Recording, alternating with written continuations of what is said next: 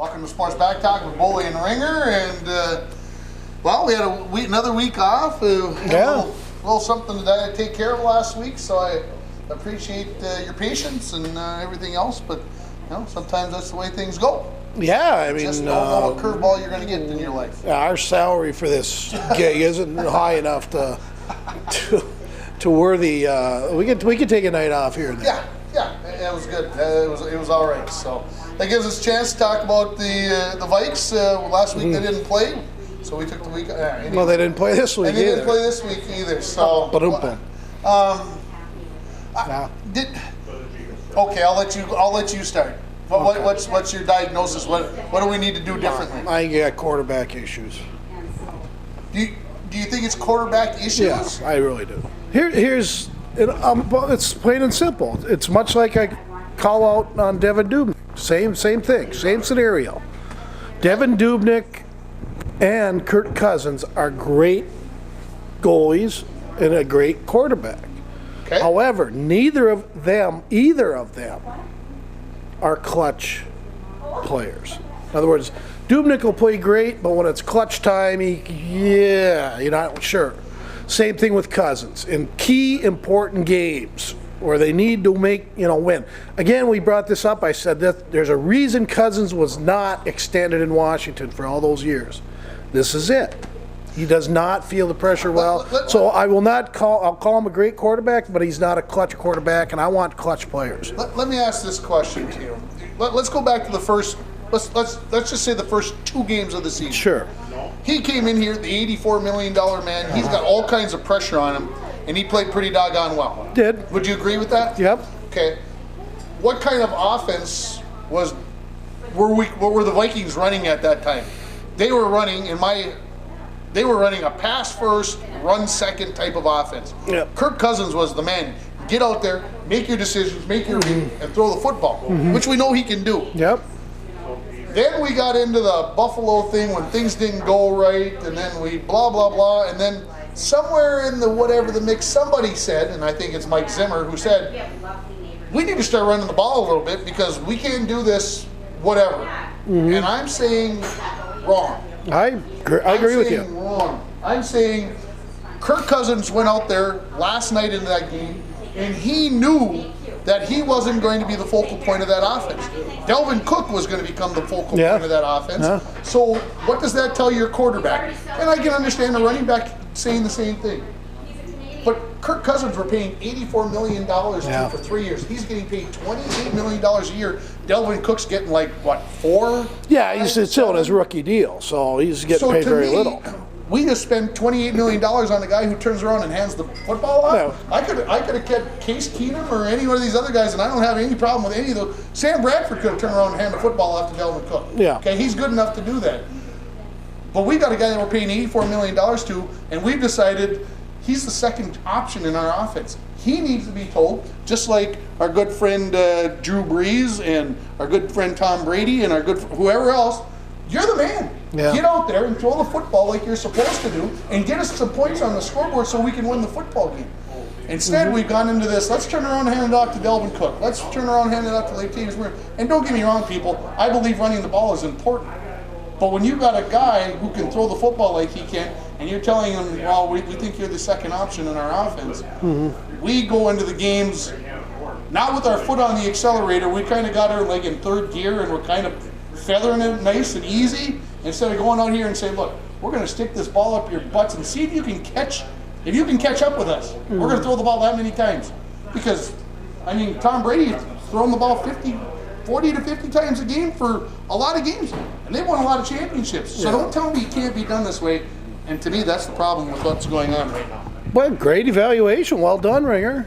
Way to go. I'm not upset, by the way. I can tell. And one thing I'll offer on top of that is if you looked at the 2 quarter, I'm a big proponent of looking at the eyes of a player. The eyes tell a lot to me.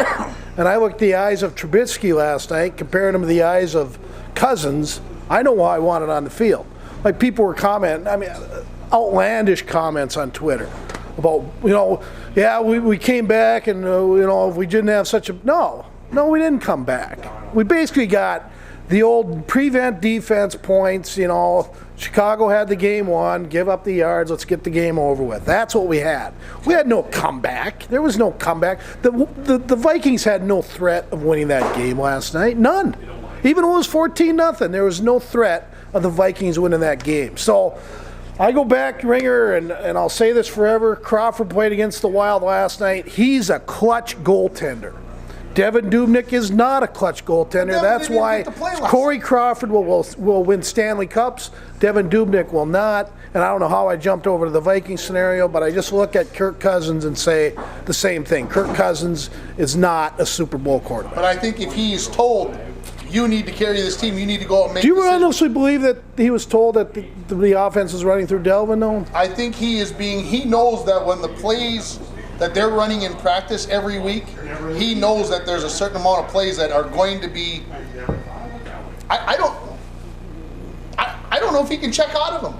I think there's certain plays that he's not even allowed to check out of, because Mike has said we're running the football. We need to establish that we're going to run the football. So he's being told, even if he sees 8 guys in the box, 9 guys in the box, you ain't checking out of this play. This play has to be run. Do you think he checked out of some last night? Because Zimmer was making comments that some players weren't basically following the game plan. I don't know if you heard that. I did not hear that. Yeah, he came right out. So who do you think he was referencing? Well, I'm guessing offensive players.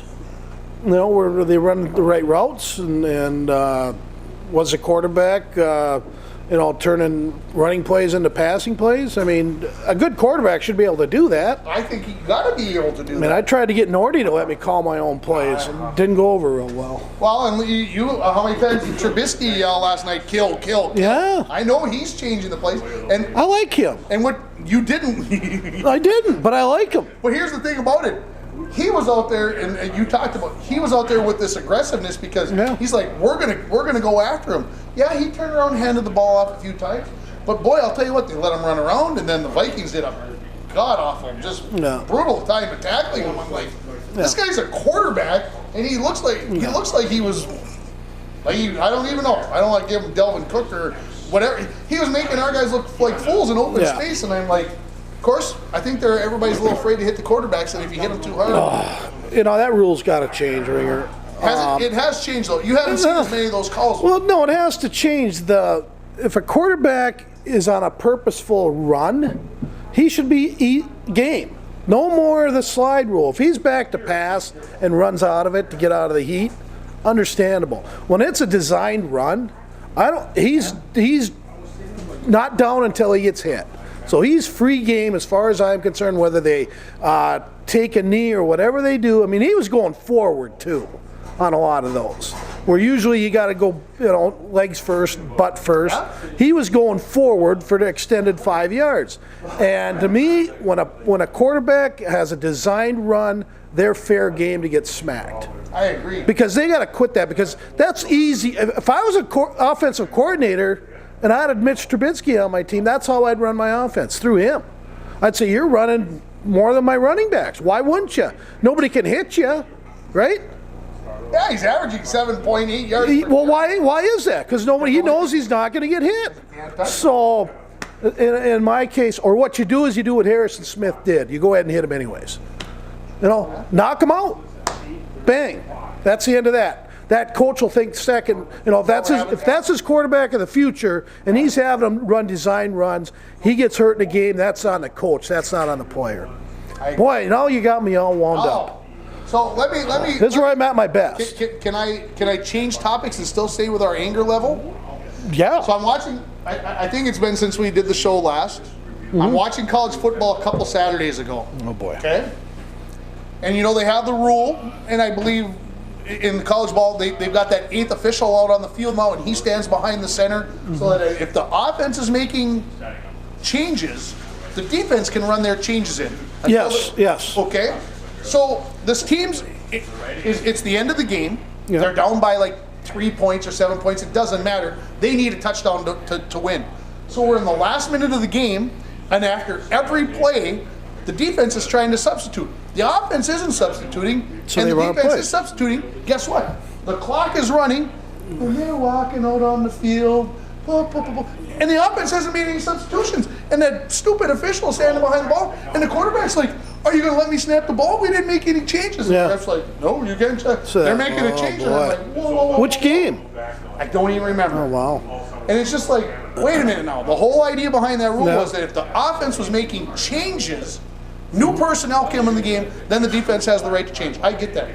But if the defense is just lollygagging some 295-pound defensive lineman out there, because that's how they can run 7 to 10 extra seconds off, I'm like, oh boy. So I was upset about that. And it's just like, the referee's got to understand what's going on. Why wouldn't I have been upset about that? I think you would be. That's what I'm saying. Can we keep the upset level? I think the reason I wouldn't have been upset at it is because I don't like college football. I just don't like it. Okay, so are you madder today if you're a Minnesota Vikings fan or if you're a Jacksonville Jaguars fan? Minnesota Viking fan. Really? Jags are done. They're 3-6 going in. Now they're 3-6. They were up 16-0 in the fourth quarter. Oh, so they win. They're 4-6. Whoop-de-doo. Yeah, they could end up 10-6. Still could make the playoffs at 10-6. Yeah. Okay, and we could get $1,000 a week for doing this. It's not going to happen. So, anyways. So, well, as long as we're still in the NFL, so how did your fantasy team do the last 2 weeks? We lost the last 2 weeks. Ooh. Yeah. Oh. Players stopped performing. So that would Connors and Thielen and 7-3, 8-3 or 8. No, 7. No, 8.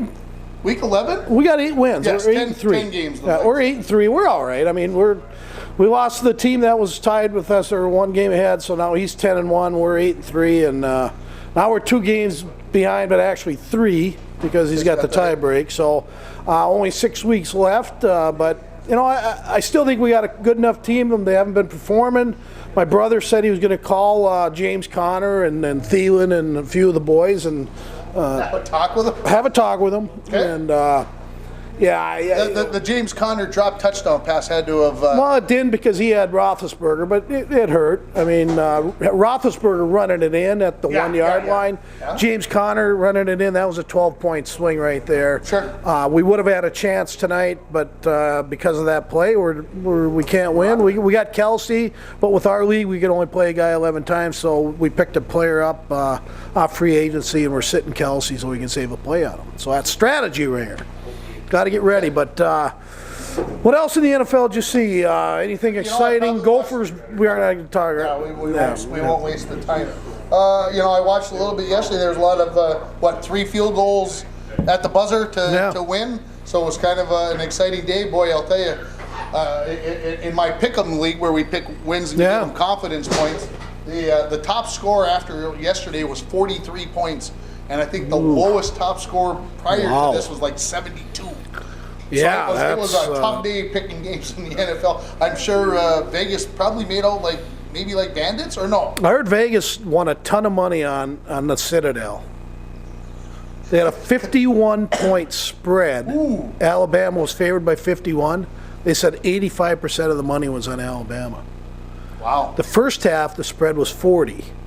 At the half, it was 40? The spread for the half, because you figured the second half ain't going to be as bad because all the starters are out. So the first half alone, the spread was 40. 85% of the money was on Alabama. And Alabama, it was tied at half, or what was it?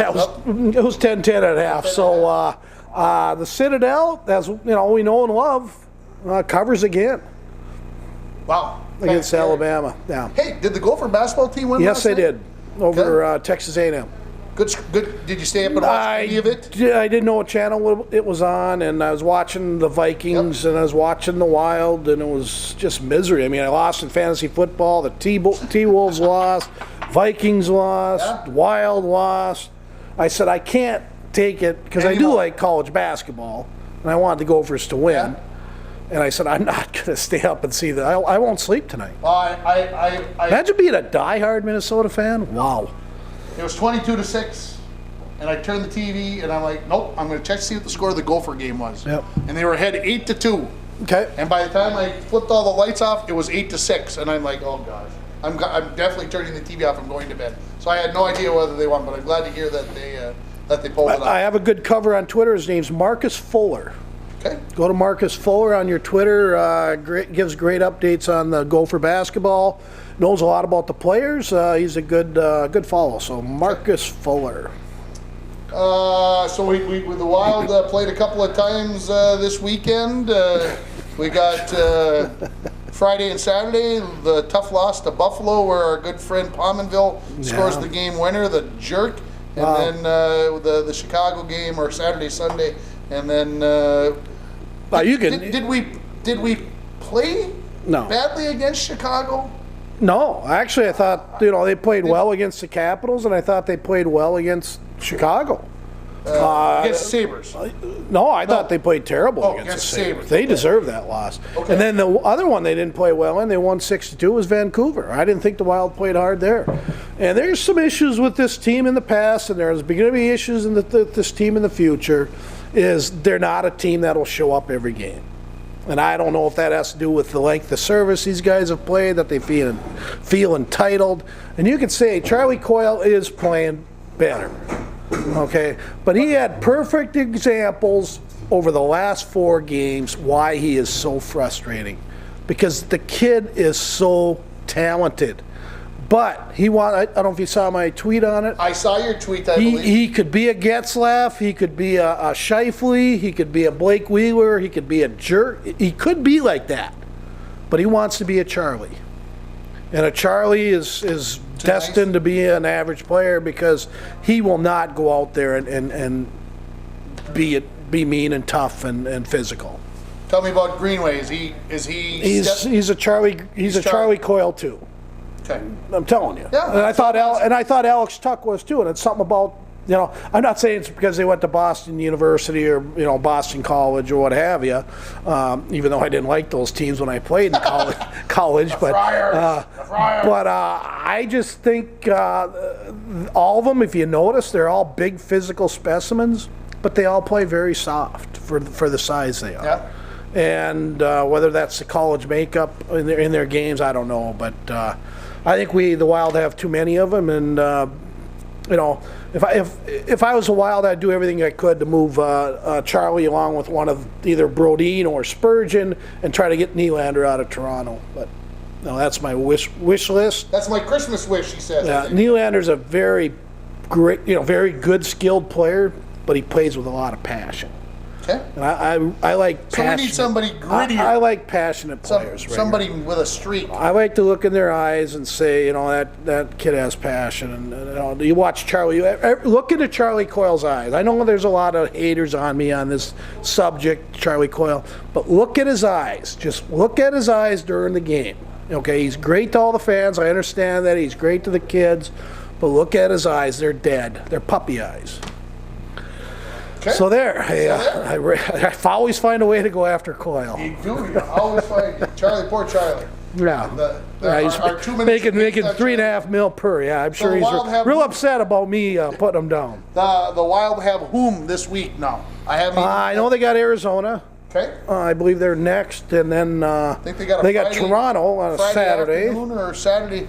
Yep, I always play during the Prep Bowl, so I can't go watch them. My good buddy Neil Sheehy got me tickets for my birthday on the Maple Leafs game, so thanks to Neil for that. But we didn't do our show. Speaking of Neil. Yeah, somebody asked me, how come you didn't show at the hunting shack? How come we didn't go to the hunting shack? And I said, it never really came up, but my nephew was killed in an accident. And it was the week before that, so I never even brought it up that we should even maybe think about going, because the funeral ended up being on the opener of deer hunting that Saturday, and so we didn't do that. Yeah, and a big reason too is Ribfest was canceled this year because some guys are dealing with some health issues, and they're doing all great, and I'm so proud of all of them, but. They didn't want a big ruckus crowd, and it's been getting almost too big, too many people. I'm showing up, and I'm not saying it's a Fulton Lemuel shack, and it's awesome, but I didn't know like 10 of the people last year, and I just thought, well, geez, where are these people just coming in off the street? So anyways. Yeah. We'll have to try to plan for that next year and put that on our schedules. Hopefully, Because it was a great program. It was fun. And I did see my good buddy Rab, and nice discussions, and he's retiring after this is his last year of teaching in Detroit Lakes. He's moving back to home, so He's going all the way to the end of the year, or is he doing it mid-year? no, he's going all the way to the end of the year, Okay. and then he's moving back, I believe, in May or June. He's already has his house. Wow. So him and Amy will be coming home, I guess, and I feel bad for the rest of us. Holy Amy's great, but having Rab back in town, that's a lot of work for a lot of people. That's a lot of, Yeah, read he's your face. super guy, Yes, absolutely. great guy. So, did you follow any of the high school football at all over the last? I did not. I couldn't tell you. I know Lakeville beat Lakeville. Lakeville North beat Lakeville South, so that sets up the rematch. Eden Prairie's only loss of the season was to Lakeville Can't North. believe Eden Prairie made it. Yeah, I know, Yeah, shocking. jeez. It's almost like that's a very intriguing matchup for Friday night at about 7 o'clock, which you're going to be at. which I will be at. Eden Prairie taking on Lakeville North, and again, EP doesn't lose in the state championship game, although they did last year, if I remember correctly. Yeah, they did. It was the first time that they've lost. So they play Thursday, Friday, or Friday, Saturday? Friday, Saturday. So Okay. the 9-man game early Friday morning at 10 o'clock, and then 1, 4, and 7 are the games. So they'll play 9-man, 2A, 4A, 6A on Friday, and then they'll play 1A, 3A, and 5A. Why do they? I mean, typical Minnesota State High School. Why do they? Why don't you showcase your 6AA game on the last game? And I believe. Can I ask? I know there's a lot of you Minnesota State High School League people watching this show. Why? There's no reason why they don't. Apparently, the rationale is that they would rather have them playing on that Black Friday day rather than trying to compete with the college games, more college games on Saturday rather than on Friday. So they basically slight the 5AAs. I mean, to me, what they should show on Saturday is, no offense to the smaller schools, 4AA, 5AA, and 6AA should be back to back to back Saturday night, prime time, high end caliber. Not that the other ones aren't, but the best players in the state. So here's the issue with that. Well, I'm sure there's one. It's like When, NCAA, but That's the way on they a used to lesser do it. They used to mode. do them in order. Well, what was happening was that when the 5A crowd was there, they were taking up, 25-yard line to 25-yard line. More people. On both sides. And then the 6A crowd's trying to get in, well, to try to get everybody out and everybody in about the 15 minutes that they have in between games. Mm-hmm. They couldn't get everybody seated. So now what they've done is they put a smaller game before, like Thursday night and Friday night, the 6A games played, and they played like a 2 or a 3A game before that, so that there's only like 500 to 1,000 people on each side, and then they can get out. Get it, got it, whatever. Yeah. That don't seem to be a problem for hockey, which is a bigger venue where we're bringing in 18, 19,000 people at the XL Energy Center. They're playing back-to-back AA games on Friday night, Thursday night, I mean, right? They got one at 6 and one after that game's over. Yeah, but they don't empty it. People don't leave and get seats coming in for this. But the bands have to get bands do. replaced, Yep, the right? bands, yep. And then the student sections get interchanged. No, they all got their own section. Oh, they got their own They got end? their own corners. So there's 4 different corners. 4 different corners. Okay. So anyway, so this is what they've worked through. I think I agree with you. I think they should be playing. How do I run? How do I get on that in Minnesota State High? How do I run the thing? I want to be on running that anyway. That would be fun. There would be lots. I'll be president, you be vice president. Perfect. Let's do it. We'll have all the games on TV, and we won't have to worry about this stuff. What else? Gophers hockey, did they get swept by St. Lawrence? No, I believe the Gophers won on Saturday night, if I remember right. And then, UMD went out to Denver, 1-7. Split. And got a split. Okay. UMD outshoots them 38-14 on Friday night and loses 2-0. Yeah. And then they got a score with 1.8. Yeah, With, big goal. Brunovich gets a goal with 1.8 to force overtime, and then they win 52 seconds in. St. Cloud State's number 2. They played Bemidji. I think got a sweep of Bemidji. Okay. And number 3 Mankato whooped up on Ferris State. So St. Cloud State and UMD switched spots 1 and 2. Okay. And I believe Mankato stuck at 3. Okay. So Minnesota still has the top 3 teams in the nation And, With the Gophers not being one of them. And the Gophers not being one of them. And where is North Dakota at? North Dakota, I know they lost the first night to Western Michigan, and I don't know how they did the second night. They got swept? They got swept. Boy, they looked good out in Vegas when I saw them, but lots of issues there. Not saying it's happening, but this team hasn't won for 3 years. So there's got to be concern with alumni. They do not like losing in that part of the country. They're not used to being average or mediocre. So Bradbury has to be a little bit on the hot seat. I would say very much on the hot seat. And they're coming to UMB. They're coming to Duluth.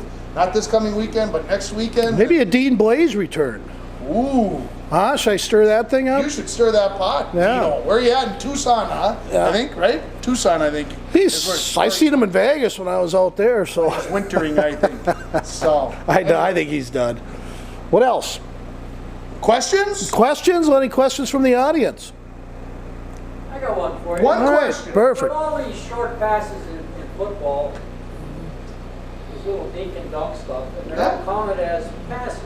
Ah. Well, what's the difference if I take the ball as a quarterback and lateral it 10 yards to a running back or an end, and it's a run?